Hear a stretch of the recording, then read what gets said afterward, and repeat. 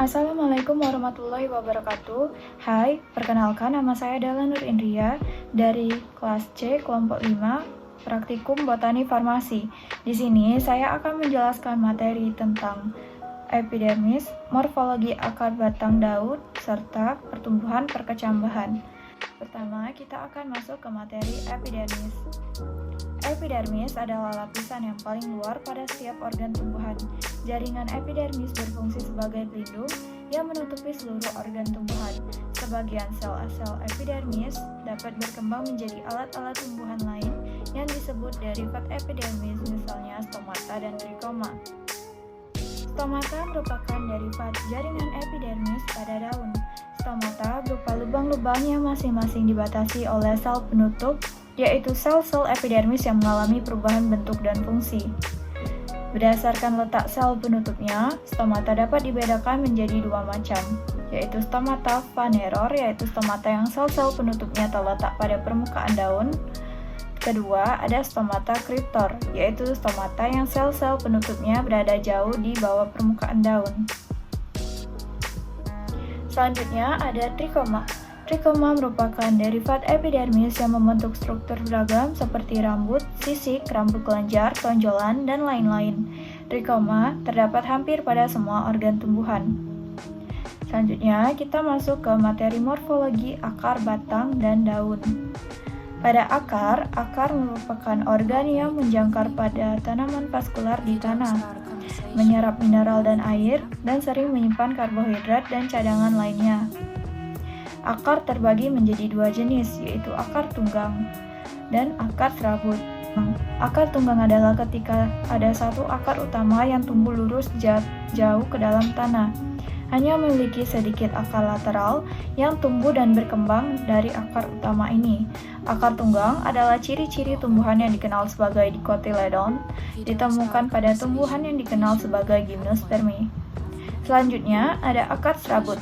Akar serabut adalah akar yang terdiri dari kumpulan akar-akar dengan ukuran dan panjang yang sama. Mereka tidak menembus ke dalam tanah seperti halnya akar tunggang. Akar serabut merupakan ciri tumbuhan monokotil, berbeda dengan akar tunggang. Akar primer yang dihasilkan selama perkembangan tidak tetap. Dan sebaliknya, akar yang dikenal sebagai akar adventif dihasilkan dari batang tanaman. Selanjutnya kita masuk ke daun. Daun biasanya berbentuk lembar yang pipi dan umumnya memiliki warna hijau. Bagian tumbuhan ini memiliki fungsi sebagai tempat tumbuhan melakukan proses fotosintesis. Proses fotosintesis sendiri berguna untuk memproses makanan yang telah ditransferkan dari akar melalui batang. Pada daun sendiri terdapat perbedaan ciri-ciri untuk tumbuhan monokotil dan dikotil. Pada daun monokotil memiliki daun tunggal, kecuali untuk tanaman palem. Dan daun tumbuhan monokotil berbentuk memanjang dengan bentuk tulang daun sejajar. Pada tumbuhan dikotil, memiliki tulang daun yang berbentuk menjari atau biasa menyirip. Daun tumbuhan dikotil juga memiliki jaringan tiang di dalamnya. Selanjutnya batang. Batang adalah organ tumbuhan yang mengandung daun dan kuncup, berfungsi untuk memanjangkan dan mengarahkan bidikan sedemikian rupa sehingga memaksimalkan fotosintesis oleh daun. Terdapat perbedaan pada batang tumbuhan dikotil dan monokotil. Pada tumbuhan dikotil, tidak ada rongga di berkas pengangkut, tidak ada selubung berkas pengangkut, terdapat parenchyma phloem, terdapat sekunder, disebabkan terbentuknya meristem lateral, ukuran berkas pengangkut seragam. Pada tumbuhan monokotil, biasanya tidak ditemui pertumbuhan sekunder, tidak ditemui rambut di bagian epidermis. Berkas pengangkut terlindungi selubung berkas pengangkut. Tidak ada parenchyma phloem. Lapisan di bawah epidermis atau hipodermis umumnya berupa sklerenchyme. Ukuran berkas pengangkut berbeda-beda. Selanjutnya kita masuk ke materi pertumbuhan perkecambahan. Dalam pertumbuhan didefinisikan dalam arti sempit berarti pembelahan sel atau peningkatan jumlah dan pembesaran sel atau peningkatan ukuran. Kedua proses ini merupakan proses yang tidak dapat berbalik atau irreversible. Selanjutnya, perkecambahan. Perkecambahan merupakan proses pertumbuhan dan perkembangan dari embrio yang mengalami perubahan, di mana plumula tumbuh dan berkembang menjadi batang dan radicula tumbuh menjadi akar. Berdasarkan letak kotiledon saat berkecambah ada dua tipe perkecambahan, yaitu perkecambahan hipogeal dan perkecambahan epigeal. Pada perkecambahan hipogeal ditandai dengan hipokatil tumbuh, memanjang, kemudian plumula tumbuh ke permukaan tanah, menembus kulit biji.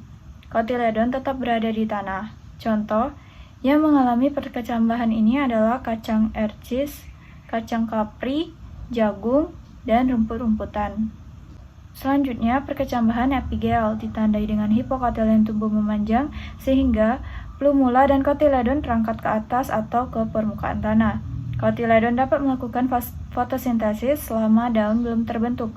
Contoh tumbuhan ini adalah kacang hijau, kacang kedelai, bunga matahari, dan kacang tanah.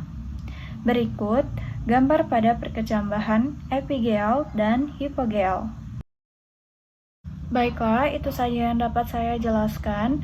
Lebih dan kurang saya mohon maaf. Terima kasih telah menonton. Assalamualaikum warahmatullahi wabarakatuh.